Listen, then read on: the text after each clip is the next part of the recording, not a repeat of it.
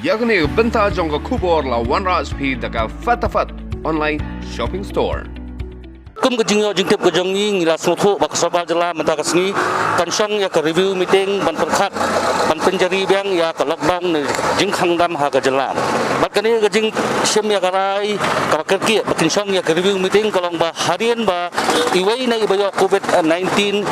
henen ngemit ila klat no 100 grams bat iwai u doktor wana civil hospital uniru ulayo ya u covid 19 tiada ke jingyo covid 19 iwai u doktor na civil hospital ba ke jing klat no jong iwai ilong kumi ban lumo ba kadai ke bak sokal menta ka perkhat ya bon ki benta namar bala sothu ba ki contact tracing lani ki bayakan du bat kini ki brio kilong ki bobon katkum ka jingyo jingtip nani jingyo lum khubor laong ba ki brio ki bayakan du tang ya itu doktor ban civil hospital ru kilapoi hadu pas pa ngut bat na pedang kita ki pas pa ngut lais pa apongut ladap le ya kates bat result ka jong kiru layo kolong negatif bat ya ka menta pat kolong ban check saya ki brio ki bayakan du ba itu ilong kemi ibala khat 100 grams men gamit nama la sothu ba ini ilong kemi imdan ya ka history travel nani imde ibon pha no ide ibadan ba hangni hanong ma shilong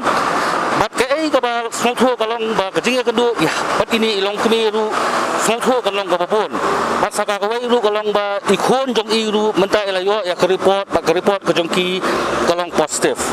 bat ka ba menta ka sothu la ba ka sarkar sibet harian ka review meeting la ba ka sim ya ka ba kan ya kata ka lockdown kajing kali ka bangisa kala banong kata ka lockdown ka ba sarkar kan ai kandai kat nusni ka bangin sa tip sibet bang aku aru baten kemau ba ka meglam lara penjari ya ka lockdown sa sisin lara ka long sibet lara ka government ka lara ha review meeting ide ban pen kemau ba ka jela ka saki ya ka lockdown ka balai ha ka jela ka baning kong ide ban kemau ka de ha banai leber ha ka por pen jari lang ya ka national lockdown ka state ka jong iru kalabut lang ya kata ka second lockdown ka de ha ka khatlai ba khasau to de jong u banai ngaitung bat lesi lara ka sarkar kara isaya kene ka lockdown kande ka lockdown ka balai ha ka jela. The situation now in our state is very, very grim. So we have to take a call or we have to sit today in the review meeting. May likely we have to be announced again the lockdown in our state.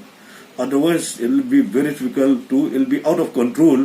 to manage the COVID-19 in our state at present, this situation, the present situation. I admit men sisi po civil hospital ti ila klano menin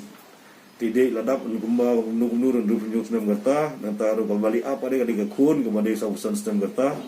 ti ka tu kun ru boro angon latas iki positif ti la check ya ka tracing contract joki barafat la le kita kan bala